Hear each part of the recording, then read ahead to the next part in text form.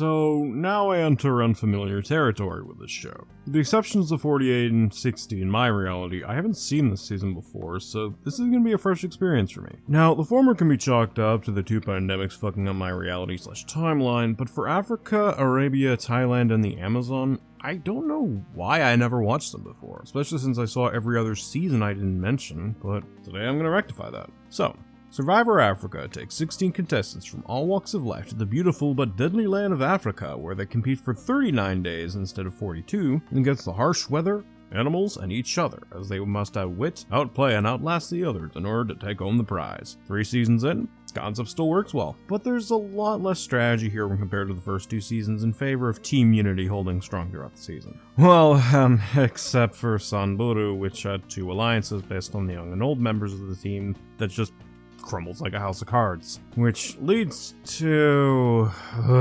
another fucking pagonging where all the members of the tribe are wiped out one by one at the merge until it's just the Baran tribe left standing at the final 4. So I guess in a sense it's kinda like Borneo, where the final 4 is an alliance that took down the other tribe.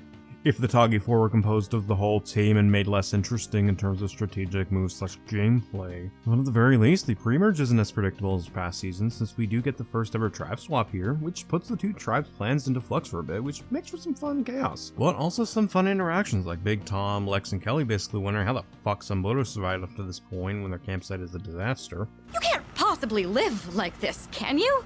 Or Frank/T-Bird not getting treated like shit by the Baran tribe, unlike their past tribe. Hell, the shakeup leads to an interesting blink and you'll miss a moment in episode 6 where Kim J made an L motion to Kelly, indicating that Lindsay had passed votes on her. Yes, this season also had the whole, oh, if you have passed votes thing during the deadlock, you're going home, which is so fucking stupid, well, whatever. But anyways, it happens for a moment, but they talk about it after the challenge, and I think that's a really interesting way to communicate a plan like that, since no one else noticed it until Kelly brought it up after the challenge. Speaking of plans, first season to have a trap throw challenge to send someone home, and it starts with a bang, as not only does it work, but it also takes out a very big pre-merge threat, that being Silas. Speaking of challenges, I think they're pretty good this time around. Sure, some are a bit dumb, like shooting targets with a bow and grabbing goats, but others are really interesting, like the Survivor Auction, the challenges related to knowing the history of Africa or its culture, which is an aspect that I kinda miss in the newer seasons personally, but I digress, and Second Chance, which basically combines multiple challenges from the season into one. So yeah, there are some duds, but there's a lot more good challenges than bad this season, which is nice. What's also nice is that unlike last season, there's no medevac, since that shit was scary as fuck back in season 2, and the crew probably didn't want to go through that again. But that's not to say there wasn't any risk, period, as there were a few moments where lions and buffalo were near their camp and they had to be extra careful.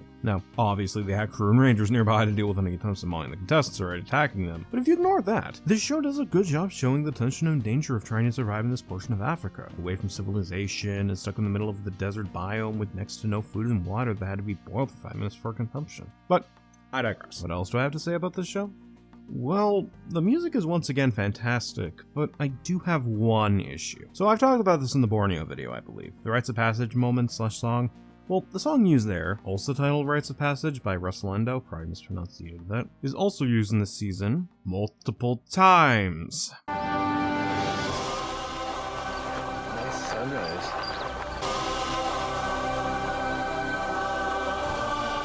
Look, I get that it's sometimes used to convey the majesty of Africa and all that, and yes, Africa is a pretty place, but holy fuck, could you at least compose a different song to showcase that? Oh, well, maybe they did use a new song for the Rites of Passage moment? Nope. Kind of loses its majesty when you play it a good chunk of time throughout the fucking season. Only flaw I have with the music here, though. Anyways, let's get into my thoughts on the contestants. Diane. She was fine, though a bit of a bad leader, but similar to Sonia from Borneo, I think the reason she got the boo was kind of dumb, especially since they used the first challenge performance as part of the reason for her getting the boo when they all kinda sucked at it. Hell, Ethan tripped more than a fucking brawl character slowing the team down, yet he didn't get a vote, but I digress. Jessie. Not gonna lie, kinda forgot she was even in the show, and sadly that issue is gonna pop up again later, but I'll get to it when I get to it. Jessie didn't really do anything of note during her 2-episode run outside of showcasing that she really wasn't cut out for this, as shown with her vomiting a bunch and being sick. Carl was not good or bad. He was just okay as a competitor, though he is a bit of a stick in the mud. Though considering he makes a bunch of money already, why the fuck did he even come on the show? A question that I will also ask for other contestants when I get to those eventually. Linda started off on an interesting note, showcasing that she respects Africa and its rich history, which is nice. But as time went on and the younger members of the Samburu tribe took control of the votes, she became a sitting duck despite her attempts to get the younger members to switch their votes on Lindsay, who had prior votes on her thanks to the Carl tribal. Silas was a pretty good competitor, strong in physical challenges, a damn good strategist, and social player, which also led to him being a big threat once the tribe swap happened and he was sent over to the Baran tribe and was made easy pickings by Ethan. But yeah, I like Silas. In the game. As a person, however, he can go straight to hell. Hopefully that pitchfork's gonna be extra fucking sharp. Lindsay was also incredibly forgettable. She barely did anything, her social game sucked as well as her gameplay, and even her elimination was just a case of, whatever. Although it's one of the only times that Jeff basically told the contestant, sit your ass down, I'm not done yet. Guys, it's a game! Lindsay, where are you going? Sit it. Lindsay. Shut your bitch ass up! Clarence actually grew on me as time went on. While he did get on my nerves in the beginning by eating everything in that can of beans without the tribe's consent, he did get better as a person and as a competitor as the pre-merge rolled on, and by the time the merge hit, he was a genuine threat to the crown so much that Lex had to tell him that he was being targeted because of how strong he was in the challenges. So yeah, I liked Clarence, and at least he took the elimination well, which is nice. Kelly, on the other hand, was mostly a contestant that I kind of forgot about outside of the moment I mentioned earlier. But then she got interesting in the episode she was eliminated in. Lex falsely accused her of voting for him based on an assumption in the previous episode, causing the other members of Baran to turn on her, and so she just shifts over to the other tribe alliance as revenge to fuck over Lex. And it almost worked! Kelly could have been one of the best players of the season if she successfully pulled off such a game-changing move of taking out the biggest threat in the game and flipping the entire script of the whole season by siding with the enemy alliance, but one of the Samburu members decided to become a fucking snake and vote for Kelly instead. You done fucked it up! But still, despite being forgettable for most of the season, Kelly really got to shine in her elimination episode and showed me that she could be a good competitor if she got the chance to, well, as the kids say, lock the fuck in. Brendan. Okay, fine, I'll elaborate. This guy was insufferable. His social game sucked ass, his challenge performance was shit. Oh, screw it. This guy's throwing, dude! His strategy sucked balls. He was a slimy, spineless snake that stayed on for way too fucking long. And all his big move to take out Kelly did was showcase to the rest of the contestants that he can't be fucking trusted. So good move, dumbass. You dumb motherfucker! That being said, what's also stupid is attacking someone for stuff that they can't control. So while I don't like Brandon as a competitor, people who attacked/hated on him for being gay is fucking cringe and are missing the fucking forest from the trees. Basically, there's a line between not liking someone as a competitor and not liking them as a person, and that shouldn't be crossed. I may not like Brandon the competitor, but as a person, I got no issue with him. And I'm glad that he got the chance to be that out and about flamboyant gay contestant on Survivor, especially in the 2000s when homosexuality was still viewed by Americans as taboo. Anyways, Frank's up next, and he was a major letdown. Sure, he got dicked over pre-tribe swap by the younger members of his team, but he did get better as a character when the swap happened and was in a better environment, which is great. But then the merge happened, and he just acted as the lone wolf not doing anything until he was finally shot down by the Baran Alliance in the final 7. He has so much potential, but it all went to waste by the end. What a fucking shame. Kimpi was incredibly forgettable. Even in her elimination episode, I forgot she was still there. She barely did anything, her social game was effectively non-existent, her strategy was bare bones, she just floated around like Frank did until she also got shot down. Damn, that's unfortunate. T-Bird/Teresa was slightly better than Kim, despite also just floating around until the Barons got her. She had good chemistry with the cast, she was pretty solid in challenges. She made a good move in voting for Lex as the Clarence photo, causing him to go crazy and fuck over his own alliance for a bit. And she did attempt to stir the pot near the end of her game by trying to throw Big Tom under the bus, but overall, she was okay.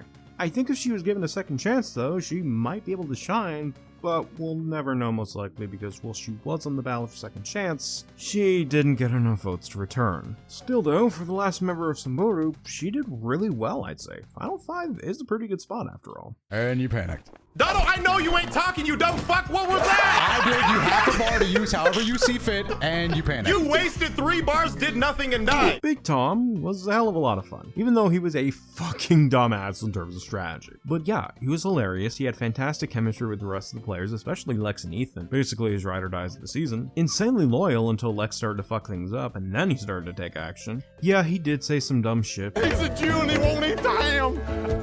He's a Jew. But it's kind of hard to hate on the guy when he's up and dancing or doing insane shit. Like, It's a case of, yeah, what he said was bad, but it's not so much out of malice, just more so that he's not exactly the brightest, which, fair enough. I'm sorry. I'm a Caucasian. I mean, at this point, I don't really take offense. I know he's joking. You know, he doesn't really mean it. Plus, I gotta respect a fellow dad who's all about his kids and wife, at least in my reality. Point is, Big Tom was great. Lex was also great. Fantastic strategic gameplay for the most part. I loved his chemistry with Ethan and Big Tom. He was a damn strong challenge beast. The respect aspect I mentioned earlier also applies here. It's just kind of a shame that he didn't win, but at the same time, even if he did manage to win at the Final Four, I really don't think he's winning that Final 3 challenge based on his health issues that day, regardless of if Kim J was there or not. Meaning either Big Tom would take him out of Final 3 like he was planning to do, because if he had immunity, he kinda had no choice, or Ethan would do it, as I really doubt Ethan's gonna keep such a major threat to his game still there at that point. And then there's our final two, Kim J and Ethan. Kim J was okay. She was nice, pretty good challenge beast at the end. She had good chemistry with the other members of Baran, but her strategic game was incredibly weak. Still though, I do respect her for making it to the end, especially at her age. That was fucking impressive. So yeah, rest in peace, Kim J. You are missed. Similar to Kim J, Ethan was also really nice, and he had great chemistry, but a lot of his strategic game was really underwhelming after the silence vote, since Lex was starting to take the reins of the tribe, and his final tribal council performance was slightly underwhelming. Compared to other winners nowadays, he's probably one of my least favorites because he doesn't really have much going for him as a strategist slash gameplay wise.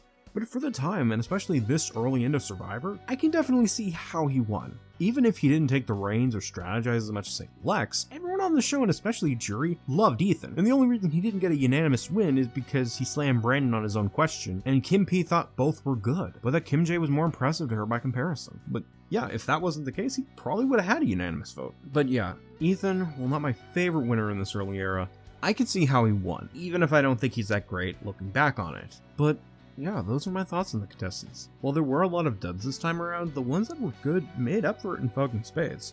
Basically, when it blows hard, but when it shines brightly. And I think that's the best way I can describe this season. So yeah, I'm glad I finally got to see this season, and I'm interested to see what the next Unknown season brings for me. Apparently they're going to Jordan for this 4th installment, so that should be fun. Sure, it was weird Survivor Africa aired in October instead of September like the last two seasons, but that could have been because of a big event or something. Football's popular over there and all. So yeah, join me next time when I cover Survivor Arabia. Actually, let me double check what happened on this. Holy fuck!